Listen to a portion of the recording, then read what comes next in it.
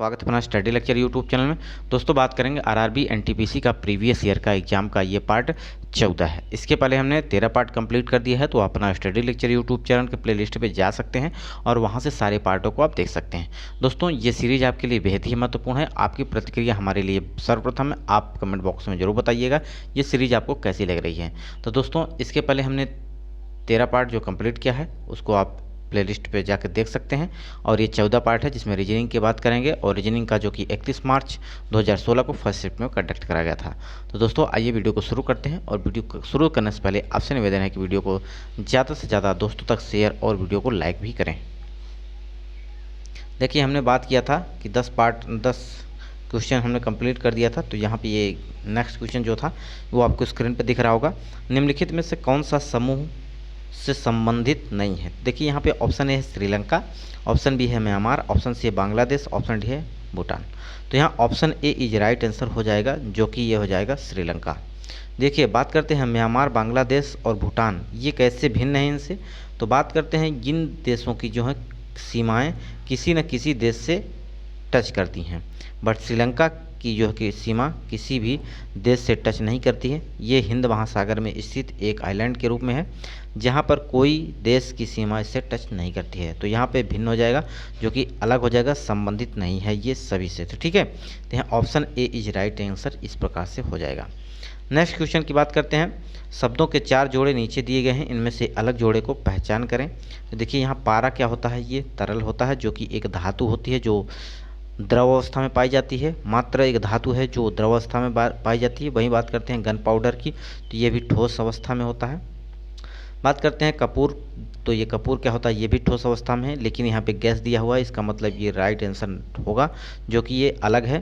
क्योंकि कपूर को जब गर्म करते हैं तो ये सीधे गैस में परिवर्तित हो जाता है, ये जलाते हैं तो गैस में परिवर्तित हो जाता है, बल्कि जब ये होता है तो इस ठोस फॉर्म में होता है। तो ऑप्शन क्या हो जाएगा, ये सी इज राइट आंसर हो जाएगा।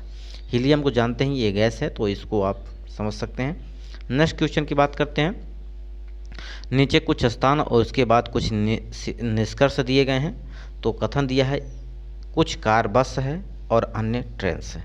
देखिए यहाँ कुछ कार की बात कर रहा है, तो कुछ कार क्या हो जाएंगी यहाँ पे, ये हो जाएगी आपकी कार और ये हो जाएगी आपकी बस। ठीक है, फिर कह रहा है कुछ ट्रेन्स कार हैं, अन्य ट्रक्स है। तो देखिए कुछ कार की बात की है तो ये कार हो जाएगा, और ये क्या हो जाएंगी, ट्रेन हो जाएंगी। वहीं बात करते हैं, कह रहा है कि सब ट्रक्स जल पर विहार करती हैं। तो सभी यहाँ ट्रक्स की बात कर रहा है, तो ट्रक्स का संबंध कोई नहीं है यहाँ पे, ये हो जाएगा ट्रक आपका, और ये क्या हो जाएगा, जल में विहार करती हैं।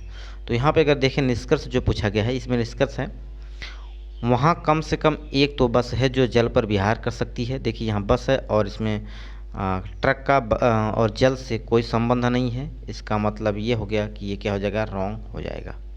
वहीं बात करते हैं सब ट्रक्स कारें हैं, सभी ट्रक्स कारें कैसे हो सकती हैं, क्योंकि जबकि इनका कोई संबंध नहीं दिखाई दे रहा है। तो जो कि ऑप्शन क्या हो जाएगा, डी इज राइट आंसर आ जाएगा, जो कि निष्कर्ष एक या कोई भी तर्क संगत नहीं है। नेक्स्ट क्वेश्चन की बात करते हैं।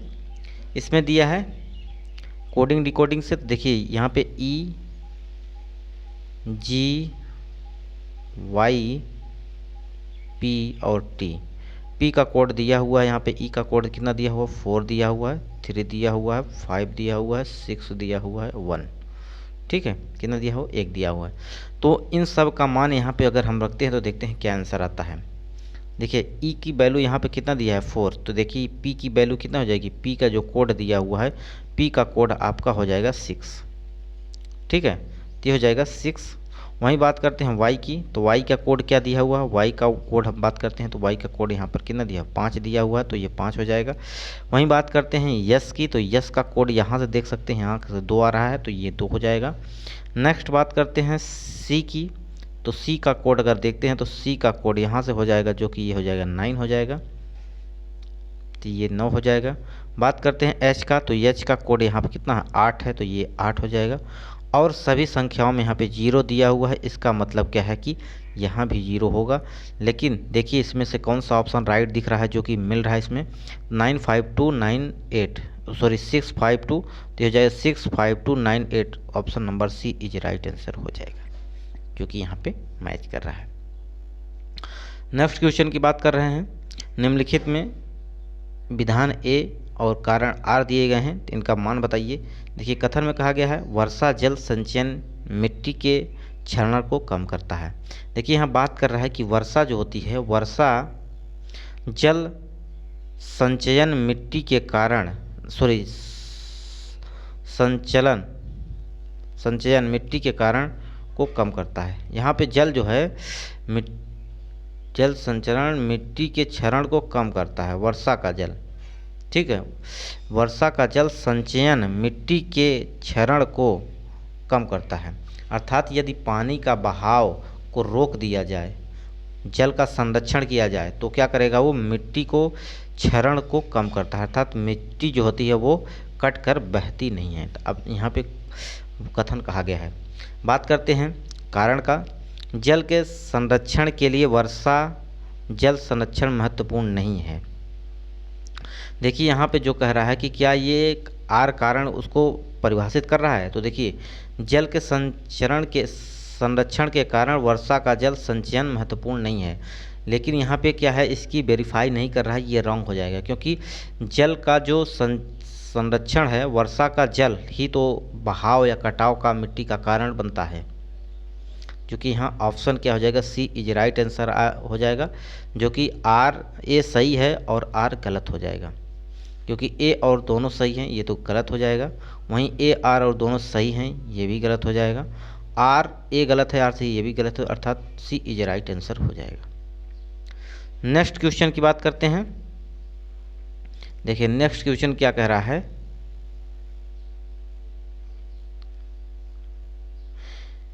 निम्नलिखित सूचनाओं पर विचार करें, उन पर आधारित सवालों के जवाब दें। 6 बच्चे हैं जो कि एक वृत्ताकार मेज पे एक दूसरे के सामने खड़े हैं। ठीक है, ये एक वृत्ताकार मान लिए मेज है, कोई भी कुछ भी है। तो यहाँ कह रहा है F के तुरंत दाएं तरफ I है। तो अगर यहाँ पे F है तो दाएं तरफ क्या हो जाएगा, I हो जाएगा। नेक्स्ट बात करता है जो बच्चा यम के तुरंत दाएं तरफ है वही F के तुरंत बाएं तरफ भी है। तो देखिए ये बात कर रहा है यम की, तो यम की बात कर रहा है कि यम के तुरंत दाएं जो है वही F के तुरंत बाएं तरफ भी है, लेकिन यहाँ पे कोई बात नहीं की गई कौन है। नेक्स्ट में अगर देखते हैं तीसरे में, तो R और E के ठीक में बीच में कौन है, M है। तो देखिए R यहाँ है और बात कर रहा है यम के बीच, ये बीच में है, तो यहाँ पे E हो जाएगा। ठीक है, और कौन बच रहा है, यस बच रहा है, तो यस यहाँ पे हो जाएगा। ठीक है, अब देखिए अब प्रश्न में क्या पूछा गया है कि इसके तुरंत बाद आई है, किसके तुरंत बाद आई है। देखिए किसके तुरंत बाद बाएं तरफ आई है, तो बाएं तरफ किसके है, एस के। देखिए यस यहाँ है, यस के बाएं तरफ यहाँ पे दिया गया है। ठीक है, तो ये हो जाएगा आपका option D is right answer हो जाएगा। नेक्स्ट बात कर रहा है यदि यह पता हो कि एफ के तुरंत बाएं तरफ ई है, तो यदि आपको यह पता हो कि एफ के तुरंत बाएं तरफ ई है तो एस किनके बीच में है। देखिए यहाँ पे जो बात की गई है तो यस किसके बाद, अगर कह रहा है एफ जो है एफ के तुरंत बाद ई है बाएं तरफ, तो देखिए यहाँ पे ई की बात कर रहा है तो एस पूछ रहा है किनके बीच में है, तो ये हो जाएगा आर और आई के बीच में ये हो जाएगा। यस जो होगा आर और आई के बीच में हो जाएगा जो कि एस, तो option A is right answer हो जाएगा। नेक्स्ट बात कर रहा है आर किनके ठीक बीच में खड़ा है। देखिए यहाँ पे जो बात कर रहा है आर किनके ठीक बीच में खड़ा है, तो देखिए यहाँ पे जो वृत्त बना था ये हो जाएगा आपका एफ, ये हो जाएगा आई, यहाँ पे यम था और यहाँ पे था आपका, यहाँ पे था आर, ये हो जाएगा आर। यहाँ पे था देखिए ये यम की बात की गई है, लेकिन यहाँ पे देखिए ई था और यहाँ पे था एस, लेकिन यहाँ पे एस की स्थिति ये नहीं कहा गया था कि ई कहाँ पे है। ये तो ई यहाँ भी हो सकता है ना, यहाँ आर हो सकता है और यहाँ पे आर हो सकता है और यहाँ पे ई हो सकता है। ठीक है, जब ये बात डायरेक्ट अगर बोला होता तो भी यहाँ पे हम क्या कर पाते, इंटरचेंज कर पाते, लेकिन यहाँ पे कोई बात नहीं की गई थी f के बदले e हो, ये बात तो कही गई नहीं थी, किसी कहीं भी डाटा में नहीं बोला गया है। इसका मतलब ये है कि r किनके बीच में है ये पता नहीं लगा सकते। ठीक है, यहाँ पे e का मान इसलिए हो गया था क्योंकि यहाँ पे कह रहा था कि f के तुरंत बाद e है, तब तो आपका यहाँ i और r आंसर राइट हो जाएगा। लेकिन यदि आपका यहाँ पे कुछ नहीं बोल रहा, r किनके ठीक बीच में है, तो ये दोनों आपस में r और e इंटरचेंज हो सकते थे। ठीक है, तो यस की स्थिति आप इस प्रकार से नहीं बता सकते, तो ऑप्शन क्या हो जाएगा, D is a right answer हो जाएगा। नेक्स्ट क्वेश्चन की बात करते हैं। कथन दिया हुआ है और कथन से ज्ञात करना है निष्कर्ष। देखिए कथन में क्या करा, प्रश्न में वर्ग का क्षेत्रफल ज्ञात करें। देखिए यहाँ पे मैथ का क्वेश्चन जो कि ये ले लिए हैं हम, क्योंकि ये छूट गया था मैथ में। देखिए कह रहा है कि इसके कर्ण की लंबाई 5√2 है, तो अगर क्षेत्रफल की बात करते हैं तो विकर्ण से भी आप वर्ग का क्षेत्रफल निकाल सकते हैं, ये राइट हो जाएगा। सेकंड, वर्ग का परिमाप 20 है तो भी निकल पाएगा, क्योंकि 4a बराबर 20 दिया हुआ है, तो a बराबर आपका 5 हो जाएगा। यहाँ से भी 5√2 है, तो यहाँ से भी आप a की वैल्यू आप आज 5 निकाल सकते हैं। और एक भुजा की लंबाई नष्ट में दिया हो 5 इकाई है, अर्थात तीनों से हैं, अलग अलग आप क्या कर सकते हैं, तीनों से पर्याप्त हैं जो कि आप निकाल सकते हैं।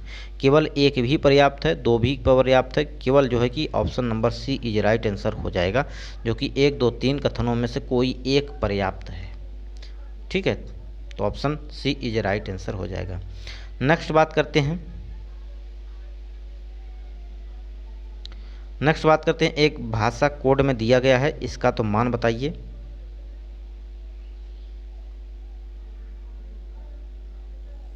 अब यहाँ देखिए डी है, आई है, एन है, O S A U R है। ठीक है, इसका संबंध दिया हुआ है L P T T W D W S से। ठीक है, तो अगर बात करते हैं इनका प्लेस वैल्यू कितनी है, तो इनका अगर 4 है तो ये कितना हो जाएगा, ये 12 हो जाएगा। यहाँ कितना है, ये 9 है, तो इनका कितना हो जाएगा, ये 16 हो जाएगा। यहीं इसकी 14 होती है प्लेस वैल्यू, यहाँ इसका 20 का 20 होता है, वहीं टी का वहीं पर इसका 15 होता है, तो इसका 20 हो जाता है। वहीं इसका 19 होता है, तो ये होता है आपका 23 होता है। ए का 1 होता है, ये 4 होता है। यू का दिया है आपका 21 होता है, तो यहाँ पे आपका 23 होता है। आर का वैल्यू आपका 18 होता है, तो यहाँ पे एस की 19 होती है। तो देखिए यहाँ पे कितना हो रहा है, ये 8 हो रहा है जिनका अंतर आ रहा है। यहाँ पे कितना आ रहा है, ये देखिए 9 7 16, तो यहाँ पे 7 आ रहा है। यहाँ पे कितना आ रहा है, 6 आ रहा है। यहाँ पे कितना आ रहा है, 5 आ रहा है। ये 4 आ रहा है, 3 आ रहा है, 2 हो रहा है और 1 हो रहा है। तो देखिए एक एक संख्या, एक एक अंक क्या है, घटते हुए में जा रहा है। ठीक है, तो यहाँ यही सीक्वेंस इसमें लगा देना है। तो ये सीक्वेंस अगर आप इसमें लगाते हैं तो ये निश्चित इसका आंसर आ जाएगा। तो देखिए अगर करते हैं तो क्या हो जाएगा,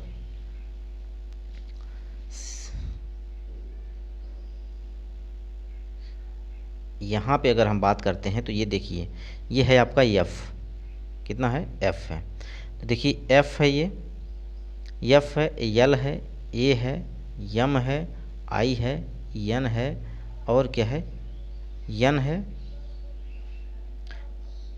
n हो जाएगा और o हो जाएगा। देखिए तो f अगर आपकी 6 वैल्यू है, तो अगर इसमें हम 8 जोड़ते हैं तो ये हो जाएगा आपका 14 हो जाएगा, 8 6 14, तो n आ जाएगा यहाँ पे एक वैल्यू। देखिए अगर l आपका 12 है तो इसमें हमें कितना जोड़ना है, इसमें हमें जोड़ना है 7, तो कितना हो जाएगा, 12 7 19, 19 का मतलब क्या हो जाएगा, यहाँ पे यस आ जाएगा। अब देखते हैं वहीं पे बात करते हैं, ये 1 है, इसमें कितना वैल्यू हमें जोड़ना है, 6 जोड़ना है।